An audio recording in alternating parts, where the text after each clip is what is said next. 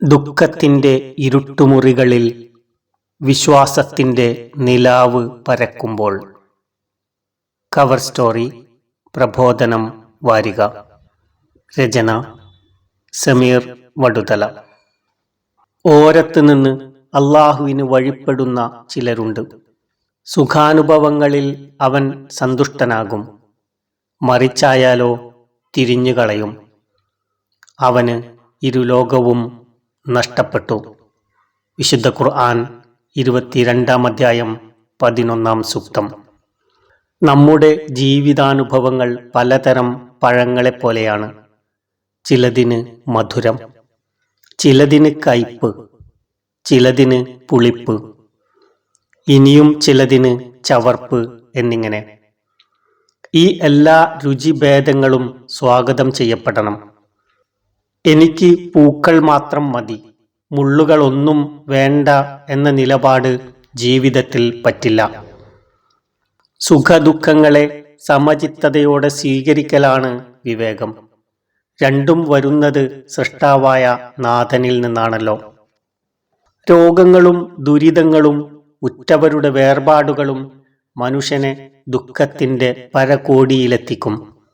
രോഗപീഠകളുടെ മുകളിൽ മരണം പരുന്തിനെപ്പോലെ വട്ടമിട്ടു പറക്കുന്നു എന്നെഴുതിയത് എംടിയാണ്.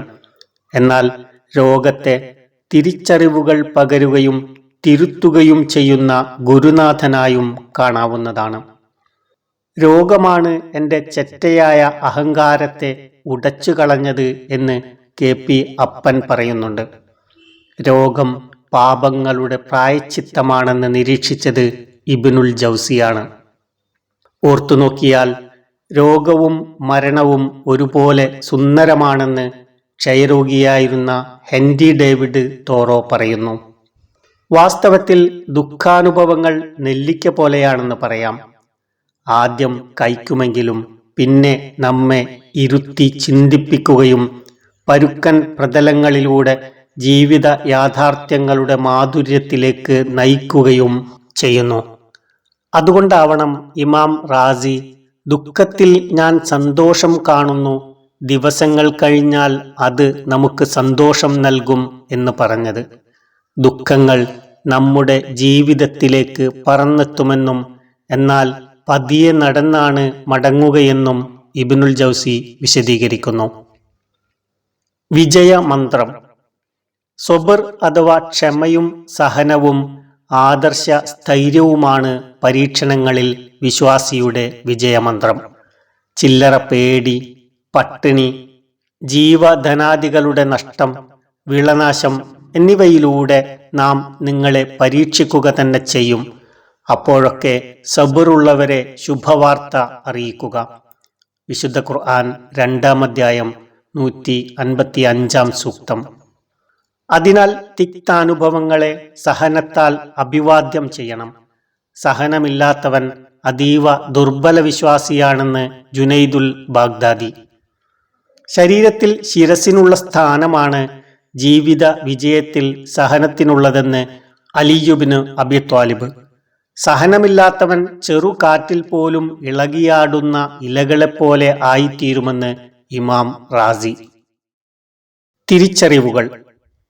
4 തിരിച്ചറിവുകളാൽ ഏത് ദുരന്തമുഖത്തും വിശ്വാസിയുടെ ഹൃദയം പ്രശാന്തമാകും. അപ്പോൾ ദുഃഖത്തിന്റെ ഇരുട്ടുമുറികളിൽ വിശ്വാസത്തിന്റെ നറുനിലാവ് പരക്കും. 1. എല്ലാം അറിയുന്നവനും കൃപാലുവുമായ തന്റെ നാഥനിൽ നിന്നുള്ള വിധിയാണിതെന്ന ബോധ്യം. പറയുക, അള്ളാഹു ഞങ്ങൾക്ക് വിധിച്ചതല്ലാത്തതൊന്നും ഞങ്ങളെ ബാധിക്കുകയില്ല. അവനാണ് ഞങ്ങളുടെ രക്ഷകൻ. സത്യവിശ്വാസികൾ അള്ളാഹുവിൽ ഭരമേൽപ്പിച്ചു കൊള്ളട്ടെ. വിശുദ്ധ ഖുർആൻ 9-ാം അധ്യായം 51-ാം സൂക്തം. 2. തന്നെ ബാധിച്ച ഈ വിഷമം ഭൗതിക സുഖങ്ങളിൽ ചില പരിക്കുകളേൽപ്പിക്കുമെന്നല്ലാതെ തന്റെ മതവിശ്വാസത്തെ ബാധിക്കുന്നതല്ലെന്ന സന്തോഷം. 3. ഇതിനേക്കാൾ വലുതാകുമായിരുന്ന ഒരു ദുരന്തത്തിൽ നിന്ന് നാഥൻ തന്നെ രക്ഷപ്പെടുത്തിയതായിരിക്കാമെന്ന ആശ്വാസം. 4. തൻ്റെ കൊച്ചു കൊച്ചു ദുഃഖങ്ങൾക്ക് പോലും നാഥൻ പകരവും പ്രതിഫലവും നൽകുമെന്ന ഉറപ്പ്. ഒരു നബി മൊഴി ഇങ്ങനെയാണ്: വിശ്വാസിയെ ബാധിക്കുന്ന ഓരോ ദുഃഖവും, ഓരോ വ്യാകുലതയും, ഓരോ രോഗവും, ഓരോ ക്ലേശവും മുള്ളുകൊള്ളുന്നത് പോലും അള്ളാഹു അവൻ്റെ പാപങ്ങളിൽ ഓരോന്ന് പുറത്തു കൊടുക്കാൻ ഇടയാക്കുന്നു. രോഗങ്ങൾ മൂലമോ മറ്റ് പരീക്ഷണങ്ങൾ മൂലമോ വിശ്വാസി ജനങ്ങളിൽ നിന്ന് ഒറ്റപ്പെടുന്നത് അള്ളാഹുവിൻ്റെ ഒരു അനുഗ്രഹമാകാം. അതുവഴി താനുമായി അവൻ അടുപ്പം വർദ്ധിപ്പിക്കാനുള്ള അവസരം നൽകുന്നതാകാം. ഇമാം അബൂദാവൂദ് ഉദ്ധരിക്കുന്ന ഒരു ഹദീസിന്റെ ആശയം ഇങ്ങനെയാണ്: സുഹൃതങ്ങൾ ധാരാളമുള്ളവരെ പോലെ സ്വർഗത്തിൽ എത്തിച്ചേരേണ്ട ഒരാൾ വേണ്ടത്ര കർമ്മങ്ങളില്ലാതെ മരണത്തോടടുക്കുമ്പോൾ നാഥൻ അയാൾക്ക് രോഗങ്ങൾ നൽകി അനുഗ്രഹിക്കുന്നു. അതിലൂടെ പുണ്യങ്ങൾ നേടി അയാൾ സ്വർഗസ്ഥനാകുന്നു. ദുഃഖം വെളിച്ചമാകുമ്പോൾ ഓമനിച്ചു വളർത്തിയ സ്വന്തം മകൻ നാശത്തിലേക്കും ദൈവശിക്ഷയിലേക്കും നിപതിക്കുന്നത് നിറ കണ്ണുകളോടെ നോക്കി നിൽക്കേണ്ടി വരുന്ന ഒരു പിതാവിൻ്റെ ഹൃദയവ്യഥ എത്രയാകാം. അപകടമുഖത്ത് നിൽക്കുമ്പോഴും ധിക്കാരം പറഞ്ഞ് ദുരന്തത്തിലേക്ക് എടുത്തു ചാടുന്ന ആ മകന്റെ മാനസികാവസ്ഥ എന്താകാം. നബിശ്രേഷ്ഠനായ നൂഹിന്റെ ദുഃഖാനുഭവമാണിത്.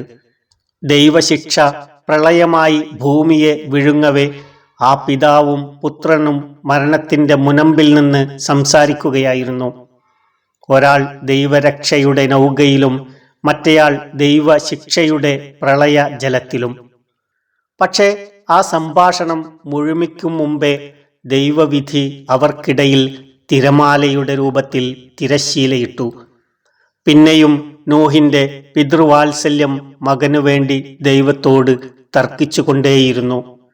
ഒടുവിൽ നാഥൻ യാഥാർത്ഥ്യ ബോധത്തിന്റെ വെളിച്ചം പകരുന്നതുവരെ. വിശുദ്ധ ഖുർആൻ 11-ാം അധ്യായം 42 മുതൽ 47 വരെയുള്ള സൂക്തങ്ങൾ. ഈ വെളിച്ചം പകരലിൽ വിശ്വാസിയുടെ ഹൃദയം സംഘർഷങ്ങളിൽ നിന്ന് മുക്തമാകുന്നു. ഇസ്രായേൽ മക്കളുടെ കുലപതിയായ യാക്കൂബ് നബിക്കും പുത്രനഷ്ടത്തിന്റെ കഠിന പരീക്ഷണങ്ങളെ നേരിടേണ്ടി വന്നു. പ്രിയ പുത്രനായ യൂസഫിന്റെ തിരോധാനത്താൽ ആ പിതൃഹൃദയം തേങ്ങിക്കൊണ്ടിരുന്നു. മക്കൾ കൈവിട്ടു പോകുന്ന മാതാപിതാക്കളുടെ മനോവേദനയളക്കാൻ മാപിനികളില്ലല്ലോ. കഠിന ദുഃഖത്തിന്റെ കാർമേഘങ്ങൾ യാക്കൂബ് നബിയുടെ ജീവിതത്തെ മൂടി നിന്നു. അദ്ദേഹം വിതുമ്പിക്കൊണ്ടിരുന്നു: യൂസഫിന്റെ കാര്യം എത്ര കഷ്ടമാണ്. വ്യസനത്താൽ അദ്ദേഹത്തിന്റെ ഇരു കണ്ണുകളും വിളറി വെളുത്തുപോയി. അദ്ദേഹം അതീവ ദുഃഖിതനായി. വിശുദ്ധ ഖുർആൻ 12-ാം അധ്യായം 84-ാം സൂക്തം. എന്നാൽ യാക്കോബ് ഒട്ടും നിരാശനായില്ല. ദുഃഖങ്ങളിൽ എങ്ങോട്ട് തിരിയണമെന്ന് അദ്ദേഹത്തിന് നന്നായി അറിയാമായിരുന്നു. യാക്കോബ് ഏകനാഥനായ ദൈവത്തിൽ സമർപ്പിച്ചുകൊണ്ടിരുന്നു. വിരഹ ദുഃഖങ്ങൾക്കിടയിലും ദിവ്യകാരുണ്യത്തെപ്പറ്റി സംസാരിച്ചു കൊണ്ടിരുന്നു. എൻ്റെ വേദനയെയും വ്യസനത്തെയും സംബന്ധിച്ച് ഞാൻ അള്ളാഹുവിനോട് മാത്രമാണ് ആവലാതിപ്പെടുന്നത്. മക്കളെ, നിങ്ങൾ പോയി യൂസുഫിനെയും അവൻ്റെ സഹോദരനെയും കുറിച്ച് വിവരങ്ങൾ അന്വേഷിക്കൂ. അള്ളാഹുവിൻ്റെ കാരുണ്യത്തെപ്പറ്റി നിങ്ങൾ നിരാശരാവരുത്. വിശ്വാസമില്ലാത്ത ആളുകളല്ലാതെ അള്ളാഹുവിൻ്റെ കാരുണ്യത്തെപ്പറ്റി നിരാശപ്പെടുകയില്ല. വിശുദ്ധ ഖുർആൻ 12-ാം അധ്യായം 86-87 സൂക്തങ്ങൾ. കഠിന ദുഃഖത്തിന്റെ കനൽ പദങ്ങൾ താണ്ടിയ മറ്റൊരു ദൈവദൂതനായിരുന്നു അയ്യൂബ് അലൈഹിസ്സലാം. നിരപരാധിയുടെ ദുഃഖാനുഭവത്തിന്റെ നിത്യപ്രതീകമായി അദ്ദേഹം അറിയപ്പെട്ടു. നഷ്ടപ്പെടലുകളുടെ തോരാത്ത പെരുമഴയായിരുന്നു ആ ജീവിതത്തിൽ. സന്താനങ്ങൾ, സമ്പാദ്യങ്ങൾ, കുടുംബ ബന്ധങ്ങൾ, ആരോഗ്യം, സൗഹൃദങ്ങൾ എന്നിങ്ങനെ. ഒടുവിൽ ദൈവത്താൽ വെറുക്കപ്പെട്ടവൻ എന്ന പഴി കൂടി കേട്ടപ്പോൾ ആ വിശ്വാസഹൃദയം വെന്തു നീറി. എന്നാൽ എല്ലാ ദുരിത പർവ്വങ്ങളെയും അതിശയകരമായ സഹനം കൊണ്ട് അയ്യൂബ് മറികടന്നു. ദൈവത്തിൻ്റെ ഗുഡ് ബുക്കിൽ മറ്റാർക്കുമില്ലാത്ത ഇടം നേടിയെടുത്തു. അദ്ദേഹത്തെ നാം ക്ഷമാശീലനായി കണ്ടു. എത്ര നല്ല ദാസൻ! അള്ളാഹുവിനോട് വളരെ ആഭിമുഖ്യമുള്ളവനത്രേ അദ്ദേഹം. വിശുദ്ധ ഖുർആൻ 38 അധ്യായം 41 മുതൽ 44 വരെയുള്ള സൂക്തങ്ങൾ. മറ്റനേകം ദൈവദൂതന്മാരും അവരുടെ അനുചരന്മാരും കഠിന ദുഃഖങ്ങളാൽ പ്രകമ്പനം കൊള്ളപ്പെട്ടിട്ടുണ്ട്. ചില ഘട്ടങ്ങളിൽ മൂസ അലൈഹിസ്സലാമയെപ്പോലെ, എൻ്റെ ജനമേ, ഞാൻ നിങ്ങളിലേക്കുള്ള ദൈവദൂതൻ ആണെന്നറിഞ്ഞിരിക്കെ നിങ്ങൾ എന്തിനാണ് എന്നെ ഇങ്ങനെ പ്രയാസപ്പെടുത്തുന്നത് എന്ന് ചോദിക്കാൻ മാത്രം അവർ പിടിച്ചുലക്കപ്പെട്ടു. വിശുദ്ധ ഖുർആൻ 61 അധ്യായം 5 സൂക്തം. കന്യാമറിയത്തെ പോലെ ഞാൻ മരിച്ചിരുന്നുവെങ്കിൽ എൻ്റെ ഓർമ്മ പോലും മാഞ്ഞുപോയിരുന്നെങ്കിൽ എന്ന് പ്രലപിക്കാൻ മാത്രം സ്വാത്വിക ജീവിതങ്ങൾ പരീക്ഷിക്കപ്പെട്ടു. വിശുദ്ധ ഖുർആൻ 19 അധ്യായം 23 സൂക്തം. ദുഃഖം എൻ്റെ കൂട്ടുകാരനാണെന്ന് അന്ത്യപ്രവാചകൻ മുഹമ്മദ് നബി സല്ലല്ലാഹു അലൈഹി വസല്ലമ പറയാറുണ്ടായിരുന്നു. ദുഃഖാനുഭവങ്ങൾ ആത്മസുഹൃത്തിനെ പോലെ ആ ജീവിതത്തെ നിരന്തരം സന്ദർശിച്ചുകൊണ്ടേയിരുന്നു. അനാഥത്വത്തിന്റെ തീരാദുഃഖത്തിലേക്ക് പിറന്നു വീണ നബിയുടെ ബാല്യം മാതാവുൾപ്പെടെയുള്ളവരുടെ വേർപാടിന്റെ വേദനകളാൽ കണ്ണീരിൽ കുതിർന്നതായിരുന്നു. പിന്നീട് തന്റെ ആൺമക്കൾ ഓരോരുത്തരായി കുഞ്ഞുനാളിലെ വിട പറഞ്ഞപ്പോൾ അവിടുന്ന് വീണ്ടും കഠിന ദുഃഖത്തിന്റെ കയ്പുനീർ കുടിച്ചു. മുഹമ്മദ് വേരറ്റവനായി എന്നാർത്തു വിളിച്ച് തന്റെ മക്കളുടെ മരണം പോലും ശത്രുക്കൾ ആഘോഷമാക്കിയപ്പോൾ നബി ഹൃദയം എത്ര വേദനിച്ചിരിക്കണം. എന്നാൽ ചെറുപ്പത്തിൽ അനുഭവിച്ച ആഘാതങ്ങൾ പിൽക്കാലത്ത് അനന്തമായ കാരുണ്യമായി മാറുന്ന അതിശയമാണ് നബിയുടെ വ്യക്തിത്വമെന്ന് നിരീക്ഷിക്കപ്പെട്ടിട്ടുണ്ട്. പ്രവാചകാനുയായികൾ ദുഃഖവാർത്തകൾ വിനിമയം ചെയ്യുമ്പോൾ പോലും വിശ്വാസത്തിന്റെ കുലീനത ഉയർത്തിപ്പിടിച്ചു. ആ സമയങ്ങളിൽ അവർ പറയാറുണ്ടായിരുന്നത് ദുരന്ത സൂചക വാക്യങ്ങളായിരുന്നില്ല. ഞങ്ങൾ അള്ളാഹുവിനുള്ളവരാണ്, അവനിലേക്ക് മടങ്ങുന്നവരുമാണ് എന്നായിരുന്നു. അത് വിശ്വാസത്തിന്റെ കരുത്തുകൊണ്ട് കൈവിട്ടു പോകാവുന്ന ജീവിതത്തെ തിരിച്ചു പിടിക്കൽ കൂടിയായിരുന്നു. ഉമ്മു സുലൈമിന്റെ ഒരു ദുഃഖാനുഭവത്തിൽ അവർ പങ്കുവച്ച വാക്കുകൾ പ്രസിദ്ധമാണ്. ഭർത്താവ് യാത്ര പോയപ്പോൾ അസുഖബാധിതനായിരുന്ന കുട്ടി അദ്ദേഹം മടങ്ങിയെത്തുമ്പോൾ മരണപ്പെട്ടിരുന്നു. എന്നാൽ ഈ വിവരം അറിയിക്കാനായി ഭർത്താവായ അബൂ തൽഹയോട് അവർ ചോദിച്ചത് ഇങ്ങനെയായിരുന്നു: ഒരു വീട്ടുകാർ മറ്റൊരു വീട്ടുകാരോട് ഒരു വസ്തു വായ്പ വാങ്ങി. ഉടമസ്ഥർ അത് മടക്കി ചോദിച്ചപ്പോൾ അവർ കൊടുക്കാൻ കൂട്ടാക്കുന്നില്ല. ഇതേപ്പറ്റി എന്താണ് താങ്കളുടെ അഭിപ്രായം? അബൂ തൽഹ പറഞ്ഞു, അവരത് ചെയ്യാൻ പാടില്ല. അപ്പോൾ ഉമ്മു സുലൈമിന്റെ വാക്കുകൾ ഇങ്ങനെ: താങ്കളുടെ മകൻ അള്ളാഹു തന്ന വായ്പാ വസ്തുവായിരുന്നു, അവനെ അള്ളാഹു തിരിച്ചെടുത്തിരിക്കുന്നു.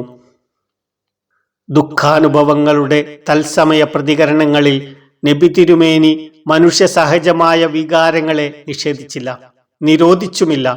എന്നാൽ ദൈവഹിതപ്രകാരം നിയന്ത്രിച്ചു. സഹനത്താലും സംയമനത്താലും മറികടന്നു. പ്രിയപുത്രൻ ഇബ്രാഹിം പരലോകം പ്രാപിച്ചപ്പോൾ അവിടുന്ന് ഗദ്ഗദകണ്ഠനായി പ്രതിവചിച്ചത് ഇങ്ങനെ: കണ്ണ് നിറയുന്നുണ്ട്, കൽബ് പിടയുന്നുണ്ട്, എന്നാൽ നമ്മുടെ നാഥന് അഹിതകരമായ ഒന്നും നാം പറയില്ല. ഓ ഇബ്രാഹിം, നിന്റെ വേർപാടിൽ ഞങ്ങൾ ദുഃഖിതരാണ്. EV അബ്ദു നിരീക്ഷിച്ചതുപോലെ ഇവിടെ വെളിച്ചം ദുഃഖമാവുകയല്ല, ദുഃഖം വെളിച്ചമായി മാറുകയാണ്. നന്ദി.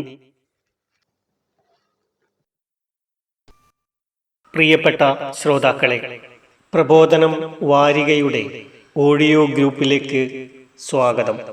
ഈ കൂട്ടായ്മയിലേക്ക് താങ്കളെ ആദരപൂർവം ക്ഷണിക്കുന്നു.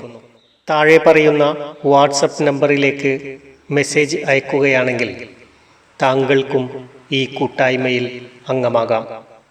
Mobile number